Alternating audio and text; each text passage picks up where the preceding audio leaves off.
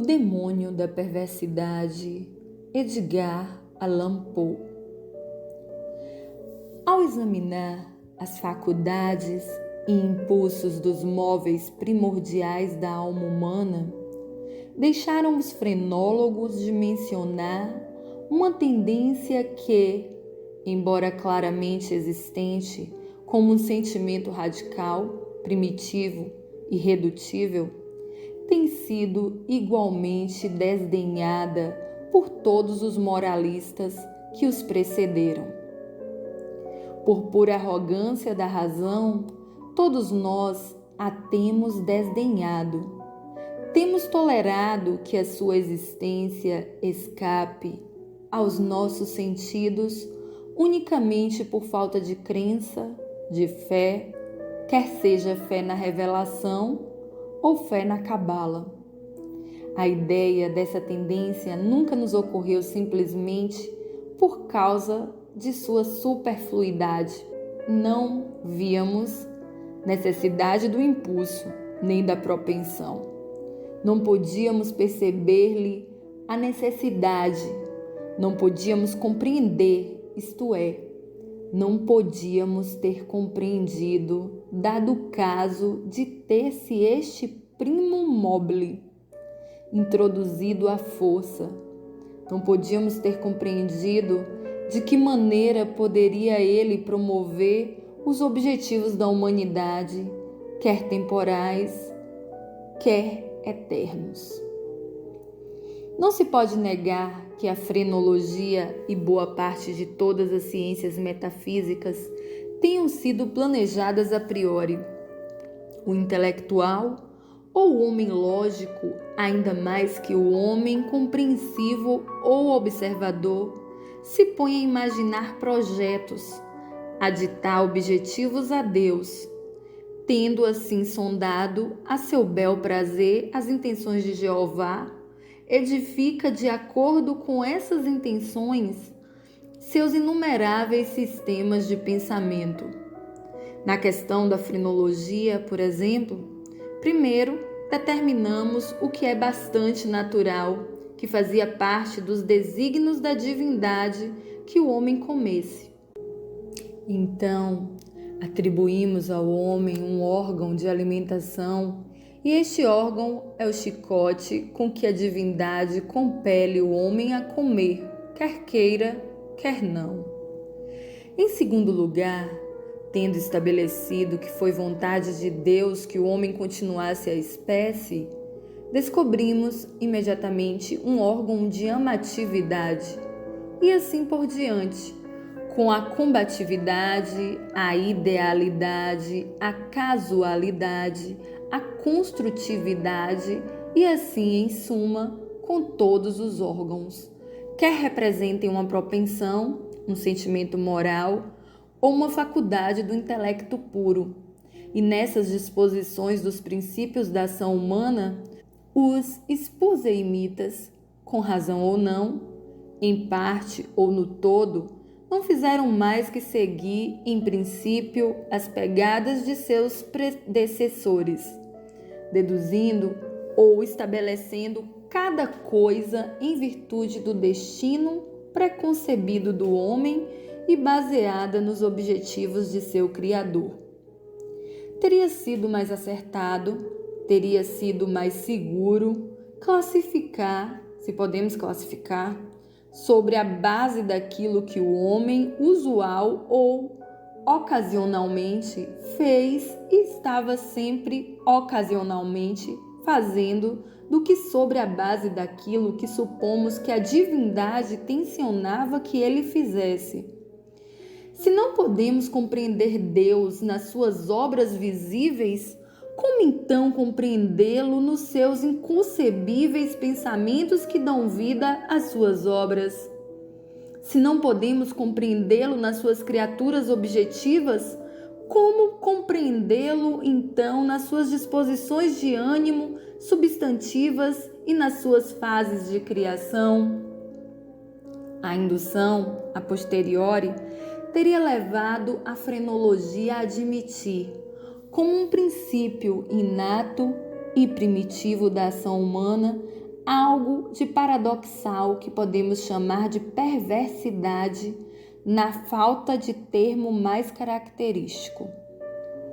No sentido que deu é, de fato, um mobile sem motivo.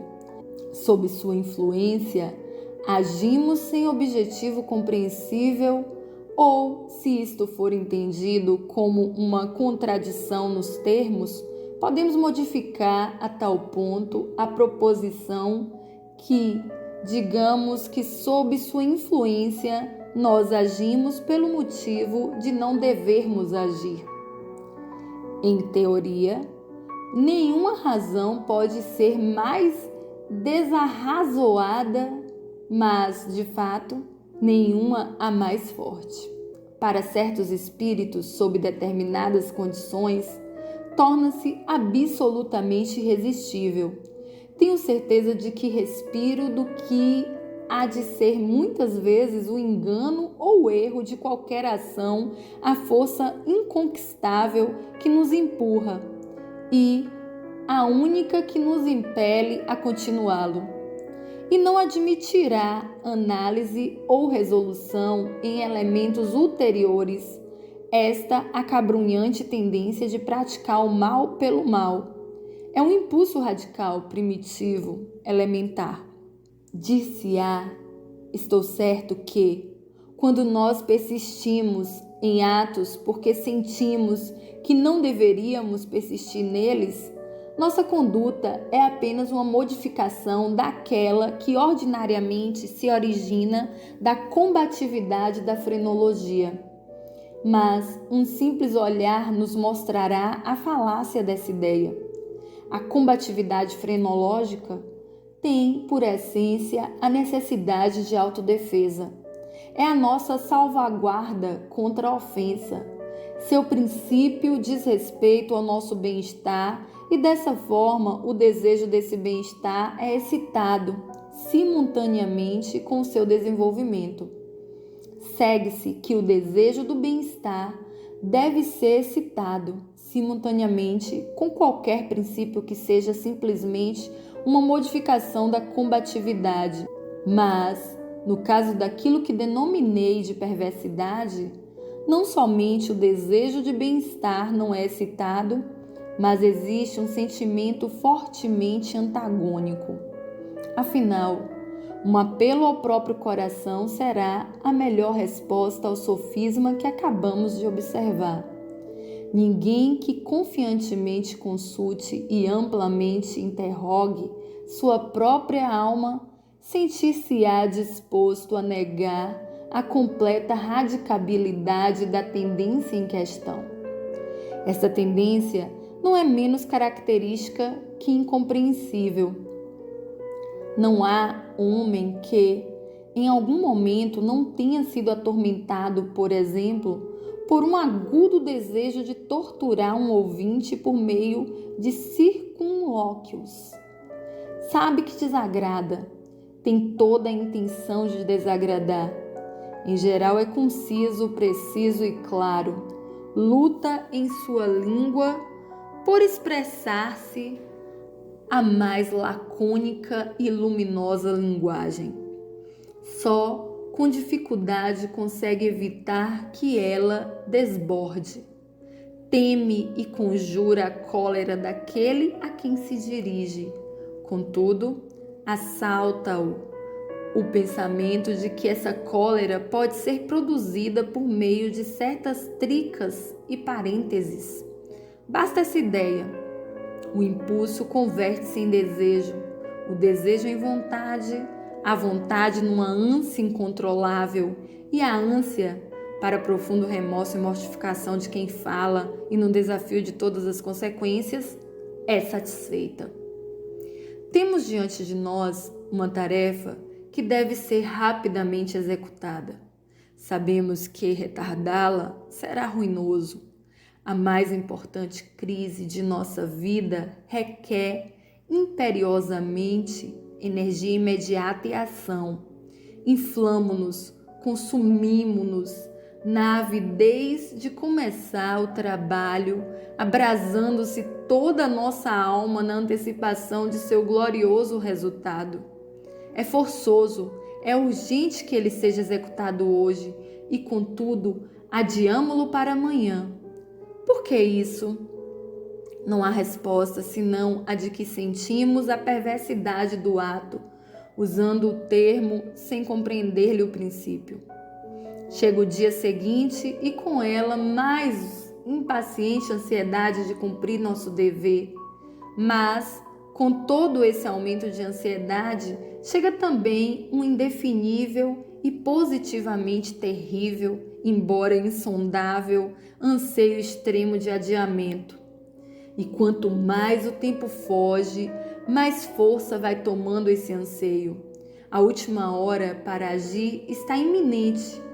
Trememos a violência do conflito que se trava dentro de nós, entre o definido e o indefinido, entre a substância e a sombra.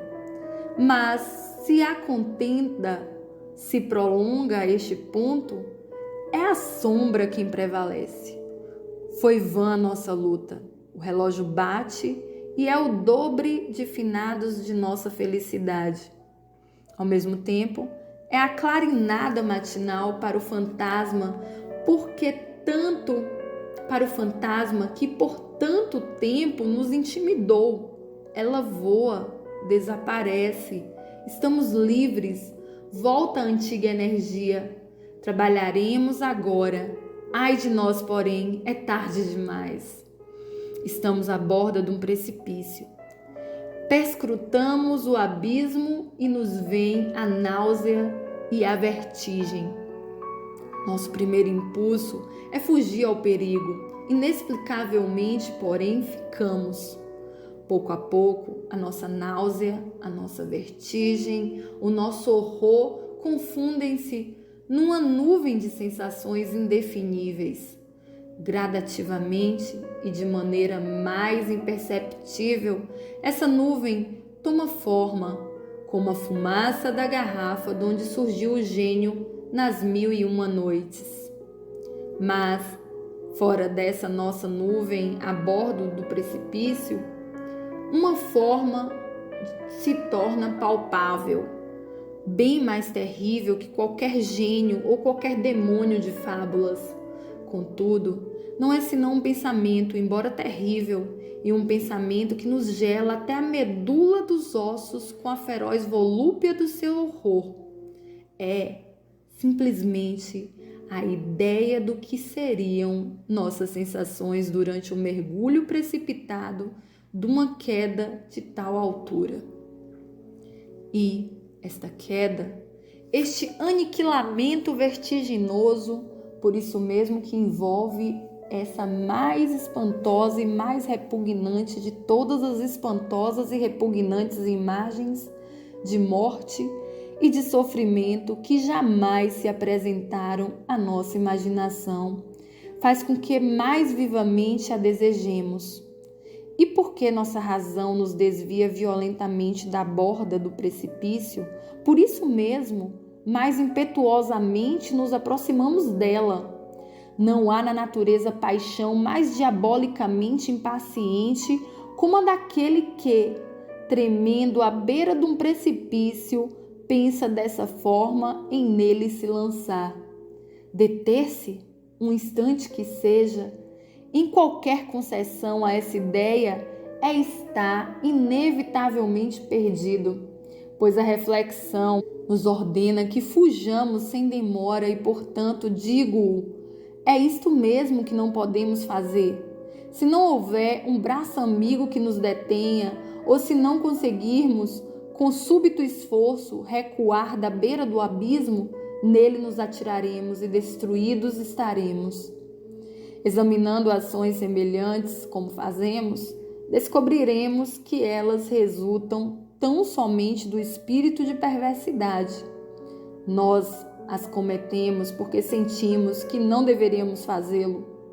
Além ou por trás disso, não há princípio inteligível, e nós podíamos de fato supor que essa perversidade é uma direta instigação do demônio, se não soubéssemos realmente que esse princípio opera em apoio do bem. Se tanto me demorei neste assunto, foi para responder, de certo modo, a pergunta do leitor, para poder explicar o motivo da minha estada aqui, para poder expor algo que terá, pelo menos, o apagado aspecto de uma causa que expliquei porque tenho estes grilhões e porque habito esta cela de condenado. Não me tivesse mostrado assim prolixo, talvez não me houvesseis compreendido de todo, ou, como a gentalha, me houvesseis julgado louco. Dessa forma, facilmente percebereis que sou uma das incontáveis vítimas do demônio da perversidade. Nenhuma outra proeza jamais foi levada a cabo com mais perfeita deliberação. Durante semanas, durante meses, ponderei todos os meios do assassínio. Rejeitei milhares de planos porque sua realização implicava uma possibilidade de descoberta. Por fim, lendo algumas memórias francesas, encontrei a narrativa de uma doença quase fatal que atacou Madame Pilot, em consequência de uma vela acidentalmente envenenada. A ideia feriu minha imaginação imediatamente. Sabia que minha vítima tinha o hábito de ler na cama. Sabia também que seu quarto de dormir era estreito e mal iluminado. Mas não é preciso fadigar-vos com pormenores impertinentes. Não preciso descrever-vos os artifícios fáceis por meio dos quais substituí no castiçal de seu dormitório por uma vela por mim mesmo fabricada. Aqui, ali encontrei. Na manhã seguinte, encontraram-no morto na cama e o veredicto do médico legista foi: morte por visita de Deus. Death Visitation of God. É a expressão com que os médicos legistas indicam nos atestados de óbito a morte natural. Tendo-lhe herdado os bens, tudo correu a contento para mim durante anos. A ideia de ser descoberto jamais penetrou meu cérebro. Eu mesmo cuidadosamente dispusera dos restos da vela mortal. Não deixara nem sombra de indício pelo qual fosse possível provar-se ou mesmo suspeitasse de ter sido eu o criminoso. É impossível conceber-se o sentimento de absoluta satisfação que no meu íntimo despertava a certeza de minha completa segurança. Durante longo período de tempo, habituei-me à deleitação desse sentimento. Proporcionava-me muito mais deleite que todas as vantagens puramente materiais que me advieram do crime. Mas chegou por fim uma época na qual a sensação de prazer se transformou em gradações quase imperceptíveis numa ideia perseguidora. Perseguia porque obcecava. Dificilmente conseguia libertar-me dela por um instante sequer. É coisa bem comum termos assim os ouvidos ou antes a memória assediados pelo som de alguma cantiga vulgar ou de trechos inexpressivos de ópera. Não menos atormentados seremos se a cantiga é boa por si mesma ou se tem mérito a área de ópera. Dessa forma, afinal, surpreendia-me quase sempre a refletir na minha segurança e a dizer em voz baixa a frase: estou salvo. Um dia, enquanto vagueava pelas ruas, contive-me no ato de murmurar, meio alto, essas sílabas habituais. Num acesso de audácia, repeti-as desta outra forma: estou salvo sim, contanto que não faça a tolice de confessá-lo abertamente. Logo que pronunciei estas palavras, senti um arrepio de enregelar-me o coração.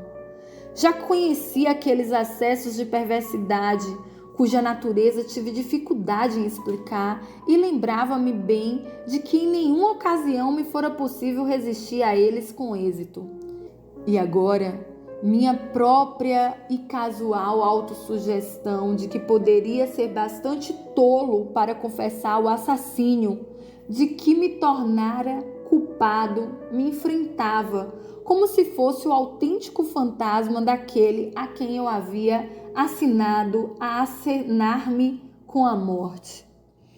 A princípio, fiz um esforço para afastar da alma semelhante pesadelo. Caminhei mais apressadamente, mais depressa ainda. Pus-me por fim a correr. Senti um desejo enlouquecedor de gritar bem alto. Cada onda sucessiva de pensamento me acabrunhava com novos horrores. Porque, eu bem compreendia, muito bem mesmo, que na minha situação pensar era estar perdido.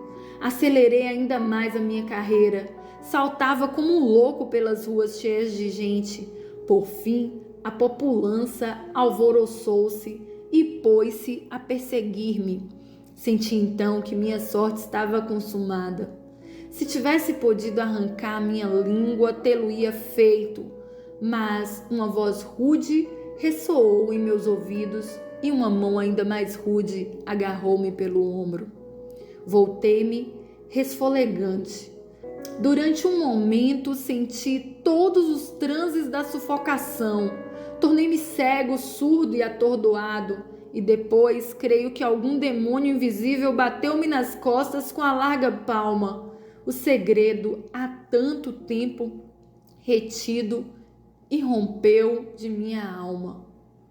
Dizem que me exprimi com perfeita clareza, embora com assinada ênfase e apaixonada precipitação, como se temesse uma interrupção antes de concluir as frases breves, mas repletas de importância que me entregavam ao carrasco e ao inferno.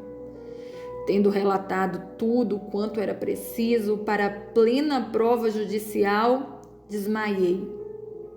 Que me resta dizer? Hoje suporto estas cadeias e estou aqui. Amanhã estarei livre de ferros.